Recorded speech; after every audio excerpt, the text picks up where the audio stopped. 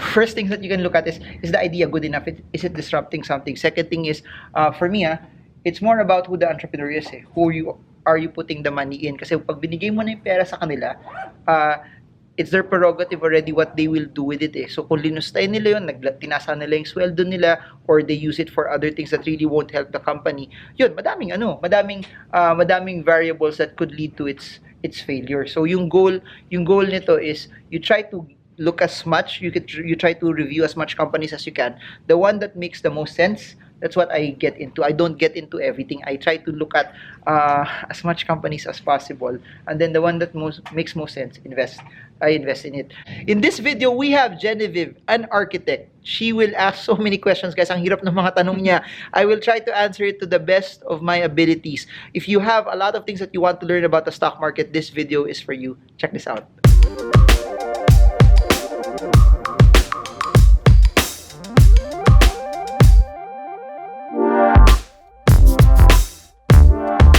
Please subscribe and hit that bell kung hindi pa kayo nakakapag... Di pa kayo nakakapag-subscribe. Oh, Yeah. so parang awan nyo na, guys. Bigyan nyo ako ng pagkakataon. 100,000 naman, yun yung pangarap natin. Bigyan ng pagkakataon ng isang taong maitim, tapos naiilawan lang. Kaya nagkakaroon ng, nakikita nyo ako sa YouTube. Pero pag pinatay yung ilaw, hindi nyo na ako makikita. So enjoy the rest of the video. She'll interview me. Guys, sobrang yaman na architect. So, bye-bye. Subscribe. So hi guys, we're with Genevieve. We just finished Stock Smarts Manila. It's Fundamentals 2. We are on our second week. So what I asked her last week was if she had any questions that she wanted to ask me. And nagulat ako, meron talaga siyang questions kasi lahat di nagtanong, siya lang nagtanong. So okay, before we start, introduce yourself. What do you do? How long have you been investing? Masaya ka ba nag-i-invest? Go. Okay, I'm Genevieve Chan. I'm an architect. Tapos, I've been in stock market for 3 years. Okay. Tapos nag-stop ako, tapos bumalik lang ulit. Okay. Yun. What motivated you to invest naman? What's your driving force? Why are you doing it? Kasi sabi ng classmates mo sobrang yaman mo daw as an architect eh. Goal ko maging bum for life. Talaga? Mahirap 'yun. Sayang naman. It's bum na in a sense na I'm doing what I really want. Hindi bum 'yun. Kasi like ngayon pag nag-employee ka, like you have to kung anong gusto ng boss mo, sundin mo. Oh. So wala kang time more on yourself. So yun yung goal ko. Ako rin naman, may boss ako eh. Hello, Yvonne. Okay, what's your question? My first question is, when you started na mag-stocks, which one did you focus on first? Like fundamentals or technical? When I started, I was, up until now naman, I'm still a Warren Buffett fan. I focused on fundamentals first. Yung pangarap ko dati, I'll buy this stock, hold it for a long period of time, and then if it's so big already, that's where the money will come in. Kaso, na-realize ko, as what I've mentioned earlier, nabutan ko yung 2008 recession, may mga stocks na umakyat. So, similar to what happens to most people, napapabenta kagad. So, pag akyat niya, I didn't want to buy the others anymore. That parang, in my reality was parang, umakyat na to mas mahal na to, parang ayoko to bilhin anymore. So what happened was, sabi ko, I need to learn how to trade also so that I can get back to other stocks when there's volatility. When I started out, investor, I wanted to buy good companies and hold it for a very, very long time. But because of certain things that happened, ayun, I learned how to trade also. And then that's when I started. Una nag-start yun, one portfolio, naging dalawa. Isang pang trading, isa pang investing. So ganun lang. Pero your advantage now compared to me is you're learning technicals and fundamentals in one go, meaning you have the ability to do trading and investing. So if you're asking me kung bakit ko ginawa, kasi hindi ko naman alam I didn't know better. If you watch, wala pa palang videos nun, but for people who attended the seminars before, I would always tell them, or for those who read the books also, I would always tell them, be an investor first, then be a trader after. Pero ngayon, syempre you get better through the years. I tell people, do both. Kasi if you're an investor first, then you trade later on. Kunyari, sabi mo, on the 5th year, doon na ako magta-trade. Sayang. Kasi hindi mo mabibuild yung skills for 5 years to trade sana. So, you invest first, then you do it both para on the fifth year you have skills already for investing and trading. Tapos you already have a benchmark na mas magaling ako sa investing eh. So put more money in investing. Kasi you will only know naman kung saan ka magaling later on eh. Kahit sa architecture, parang may mga specialty yan eh. You will know what you're good at. You will know also who are the clients that will get you by the time na may track record ka. So my suggestion for you don't have to do what I did. You do both na lang. Okay, go. Question number 2. Guys, 100 questions to.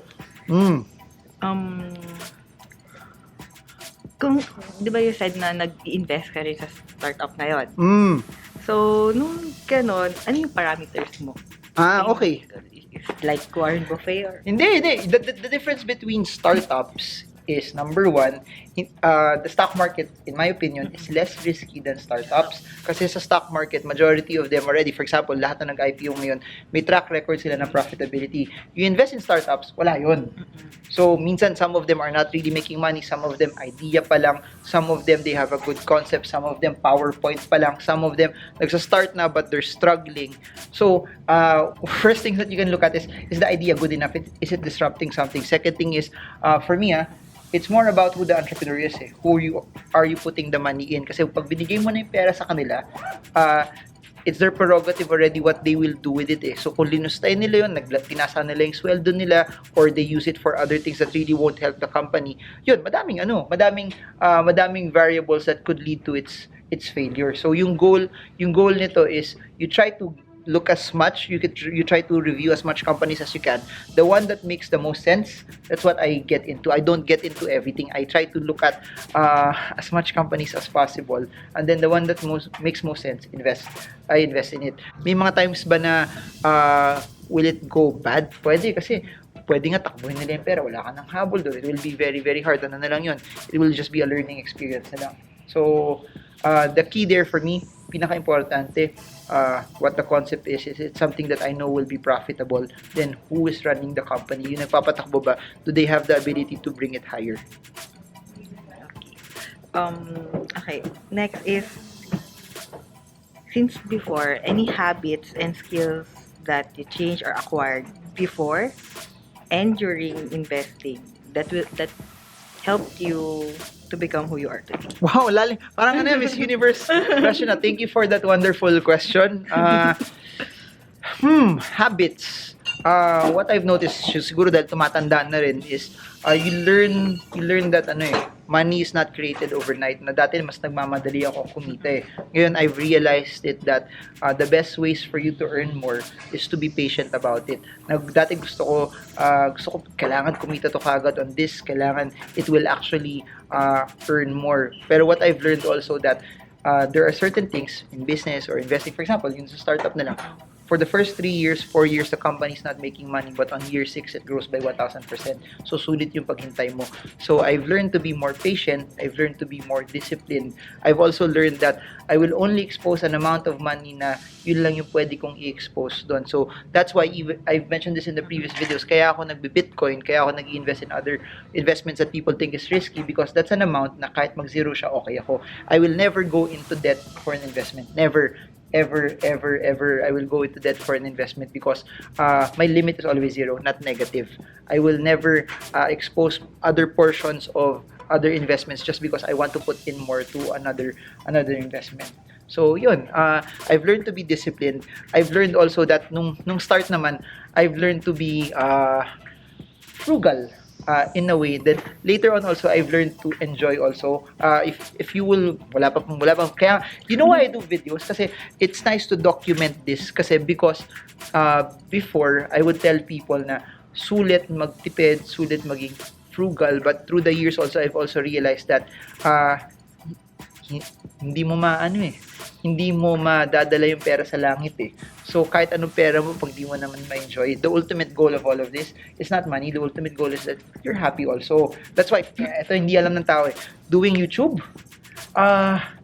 ginagawa ko to kasi masaya eh. Pero the amount of business opportunities that I don't get to get kasi I spend a lot of time doing YouTube, parang I miss out on other ways to earn kasi nag-YouTube ako. Pero masaya ako gawin to eh.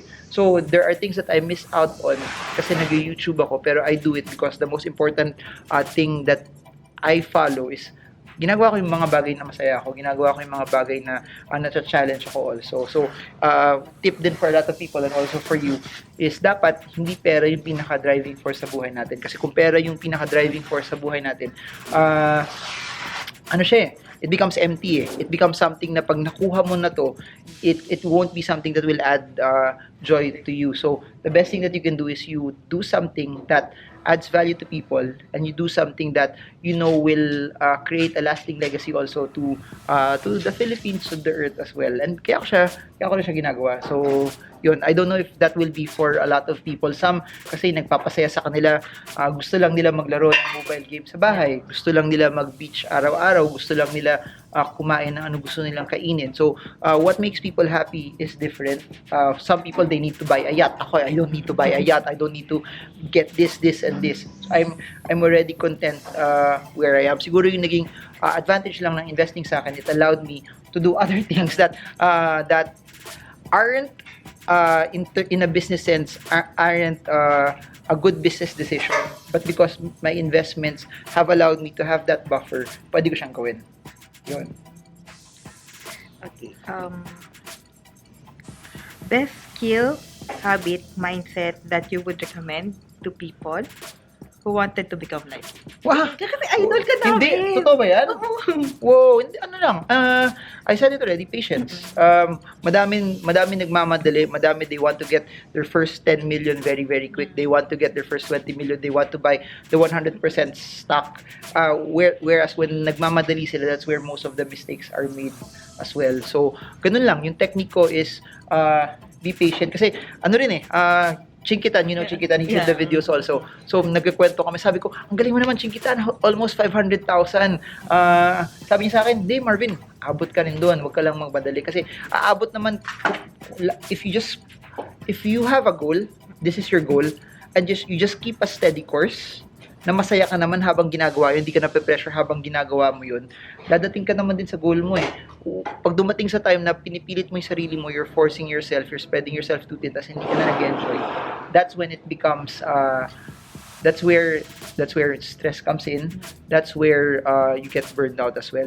The whole technique is, okay lang magtrabaho na mabuti, okay lang mapagod ng sobra, pero as long as you're enjoying everything, you won't get burned out. So, ako, I've been saying this over and over, kahit it may look na paulit-ulit, pero totoo you have to find something that you like to do. Because if you find something that you like to do, even if it's earning less than what you will earn compared to doing something that you don't like to do, pero kumikita ka na malaki doon, pero hindi ka masaya, I would always tell you, pick something that you like to do kahit you're earning less.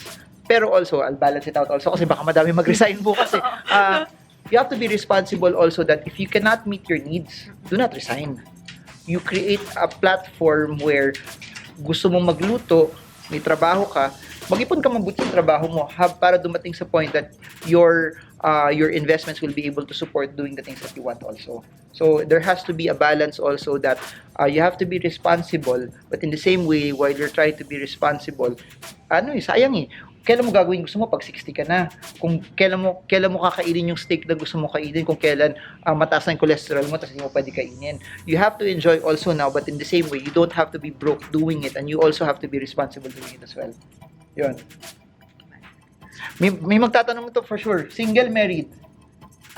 Single pero taken. Taken na? May follow-up question. Taken for granted or taken lang? Taken. Taken. Okay, go. Magbatiin mo siya. Gusto mo? O naiya ka sige, wag mo na batiyan. Go. Ayun. Actually, yun na naman. That's it. Kala ko 6 questions. Okay. If you want, like, yung lifestyle mo, kasi yung other videos mo, parang sabi mo, hindi mo nababalance yung time management mo and all. So, anong ginagawa mo ngayon? Kasi, like, palipat-lipat ka. Like, fly here, fly there. But like, minsan, I think, hindi ka na nakakatulog. Pero, hindi naman, nakakatulog ako. Kaya nga, laking tulong ng mga malaking tulong yung mga sleep app Kasi, it lets you know also, here's what's interesting. What's very, very important that you sleep is yung deep sleep. Kasi dun talaga nare-recharge yung body mo. I've read several studies also on sleep that it's a misconception that you need 7-8 hours. Sometimes lang, if you hit that deep sleep, 5 hours, 6 hours is enough. Yung sabi nga nila, mas importante yung nagigising ka kaysa walang tulog eh. Pero anyways, that's beside the point. I'm just really bad managing time eh. I'm bad. Minsan mahilig ako mas mahilig ako cram. I don't, for some reason, ever since ganun. Let me give you an example. Sa seminar, syempre you have to prepare also for your slides, your talks, what you're supposed to do. May time na, kunyari, this one, kagabi, naglaro pa ako ng ano yun yung game? Call of Duty Mobile. So, that should have been time where I could have rested or I could have also prepared more. Pero, I wasted an hour on that na yun, bad management of time. Pero, kasi ako dun eh. So ganun siya. Parang, yung pinaka North Star ko pa rin is doing things that make me happy. So, even if I have to crab, so anong gagawin ko? Probably, sometime this week, bawi na lang ako ng tulog. Or there are times kasi that, I guess, the luxury of, I get to wake up also when I want. So, kung wala naman meeting, I just wake up late. Ganun lang siya. Yung schedule ko is very erratic eh. It's different. It's not yung normal day to day, and people think na pag nagsa-stocks ka, you always have to be in the market at 9:30. What people don't know is, as long as you study your stocks at night and you know what to execute the next day, you don't actually have to watch it on a minute-to-minute basis, that you get to do other things as well. So, ganun lang schedule ko. Yung siguro constant is I always eat, as of now, 2 boiled eggs for breakfast and coffee. Yun. Normal yun. If I'm in the Philippines, laging ganun. Then, on Mondays, I normally eat ramen for lunch. So, alam niyo na kung nasan ako ng Monday kasi walang pila. Walang pila dun sa kinakainan ko na ramen shop on a Monday. Yun yung pinaka-weakest days nila. And by the way, tip, majority of the restaurants and yung mga establishments, Monday lagi yung pinakamahina. So, if you want to go to an area na mahina, gusto nyo puntahan na walang pila, always do it on a Monday. Yun. Kahit dinner? Dinner is different, pero syempre, lunch and dinner are always the strongest portions. Pero generally speaking, dinner ng Monday versus dinner ng Friday, Saturday, Sunday, kung commercial area yun, mas malakas yung Friday, Saturday, Sunday. Or kung business area yun, normally yung mga days palapit sa sweldo, tas weekend, mas malakas yung lunch and dinner din nun. Yun. That's it? Yeah. Talaga? O sige, I'll ask this question to end. As an architect, ano yung pinaka natutunan mo dito sa technicals and fundamentals ito? What do you like more, technicals or fundamentals? I like fundamentals more. Talaga? Wow! Bakit? Interesting. Kasi as an architect, ubos oras namin sa paggagawa ng drawings. So, hindi namin kaya laging bantayan yung technicals. So, I like fundamentals more. But okay. Yun, katulad ng ginagawa Marvin is i-add ko yung technicals just to time my entry. Okay, what's your, sige, para may babalikan tayo, what's your favorite parameter sa fundamentals? Pinaka gusto mong item doon? If there's one thing that you will look at in a company, yun yung unang-una mong titignan. Na kumbaga sa love life, yun yung deal breaker. Parang gano'n. Pag wala yun, ayoko na sa'yo. I think it's more on the PE ratio. Because? Kasi nakikita ko din kagad yung earnings. Okay. Tsaka kung mura siya. Or hindi. So from there, then ako lang yung start. Okay, we'll end with this. Why are you investing in the stock market? Kanina ko pa sinabi we'll end with this, pero hindi pa tayo mag-end. Okay, guys. Why are you investing? Kasi I want passive, kahit paano may passive income. Okay. On this side. Nakapagod din pag laging, isa lang yung ginagawa. Do you have a particular target na pag nakuha ko to, ito talagang gusto kong makuha sa stock market? Amount? No, wala pa. Wala pa? Oo. Okay, do you have a particular age na lang that, dapat by this age, I am done? Sa stock market? Yes, done sa pagtatrabaho. Well, I'm planning naman ng 60. 60 pa? Wow! Tagal pa. I like architecture. Tsaka guys, siya may-ari ng architecture firm. Final words for architects na hindi pa nag-invest. Start to invest talaga kasi hindi mo malalaman yung future ng architecture. Like ngayon, okay yung construction, but the future hindi mo alam. Tapos ang hirap din makahirap ng client, and since marami tayong kalaban ngayon. So, at least find another way to get another income. Okay. Anong edge mo sa ibang architect? Daming follow-up question na. Wala pa akong sabi niya. Patay. Sayang, pitch na sana yun para may mag-hire Yeah, sa'yo. Pero okay lang. Thank you so much for this. I hope you learned something. Ang dami niyang question. Grabe. May questions ka pa for next week. So far, wala. Okay. Kung meron man, abangan. Part 2. Kung wala, that's it for now. I hope this video helps you trade well, trade strong, trade smart. See you all soon. Bye, everyone.